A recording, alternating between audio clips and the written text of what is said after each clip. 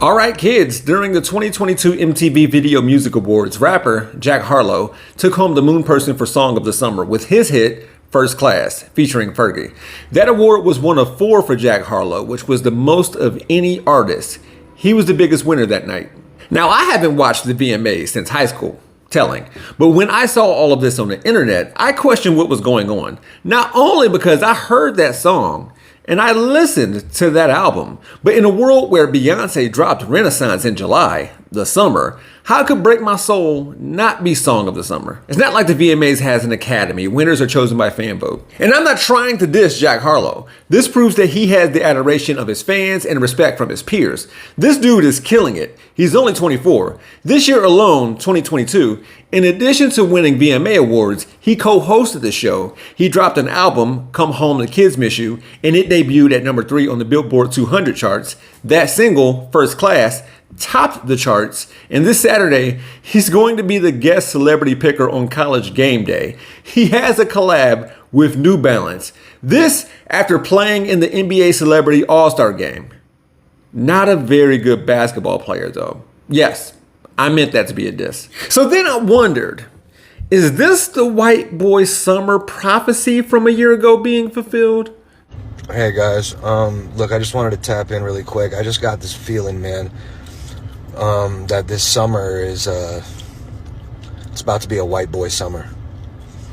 You know, take it how you want. I'm not talking about like Trump, NASCAR type white. I'm talking about, me, John B., Jack Harlow type white boy summer. You know what I mean? Let me know if you guys can vibe with that and get ready, because I am. That was Chet Hanks, an actor and a rapper. Tom Hanks and Rita Wilson's child, preparing us for what was supposed to be a white boy summer in 2021, which never came. For him at least, despite dropping a song of the same name. But for now, I want to point out that the distinctions he made between Trump and NASCAR with John B. and the aforementioned Jack Harlow are also associated with white people and black people respectively due to how we view culture. So Chet Hanks's white boy summer was going to be brought to you by black people stuff?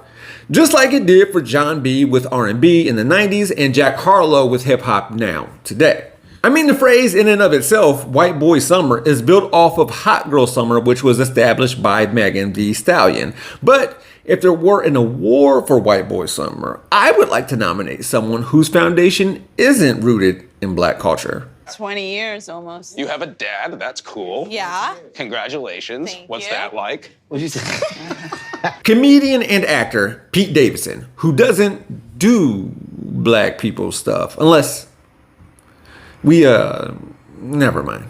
And no, not having a dad doesn't count, racist. We talk about this. He just quit his job. He just fell in love. And we'll get to that in a minute, but Pete Davidson's 2022 so far looks like this. He was named one of Time Magazine's 100 most influential people as an artist. This right around the same time he moved on from being a cast member on Saturday Night Live. Pete Davidson has a role in Bodies, Bodies, Bodies, a movie that premiered earlier this year. He's currently in Australia filming a movie called Wizards and is set to star in a loosely autobiographical television series called Bupkis, which will be streaming on Peacock. Then there's the Piece de la Resistance, or something. As I alluded to a minute ago, Pete Davidson kicked it with Kim Kardashian for 9 months. This relationship started in the fall of 2021 after she hosted Saturday Night Live. Here's the Aladdin skit and kiss, which evidently sealed the deal for the homie. This came after Kim filed for divorce from Kanye West, who in his 2022 track, Easy, threatened to beat Pete Davidson's. Also, the music video for Easy had a claymation figure of Davidson being kidnapped, buried, and showed his decapitated head. I feel weird for hitching so much of my nomination for White Boy Summer behind Kim Kardashian like she's a wagon or something. But being with her for sure did raise Pete Davidson's profile, which was already higher from dating Ariana Grande a few years ago.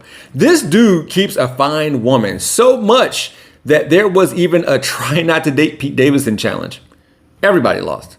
Pete Davidson reportedly sought trauma therapy after Kanye's social media nonsense against him and a breakup with Kim. He's been open about contending with a Crohn's disease diagnosis and mental health struggles in the past.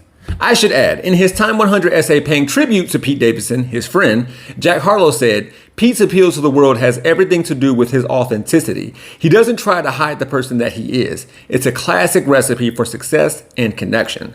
That's why he's my nominee, my selection for White Boy Summer 2022. And he doesn't even rap. You should know, though, that when he left SNL in May of 2022, Davidson commented that a lot has changed in 3 years. Fox News went from calling me a monster for making fun of Congressman Dan Crenshaw's eye patch to also making fun of Dan Crenshaw's eye patch. So he's got bars.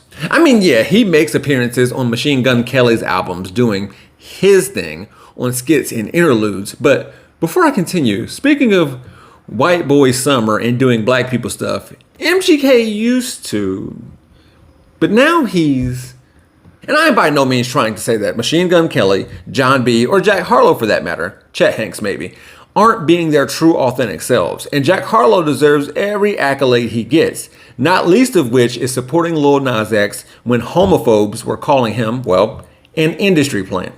But keep this in mind. At the 2022 MTV VMAs, Jack Harlow's other 3 wins came from his Industry Baby collaboration with Lil Nas X. Every summer is White Boy Summer. Every season is White Boy Summer. Even when they're doing black people stuff, but not as good.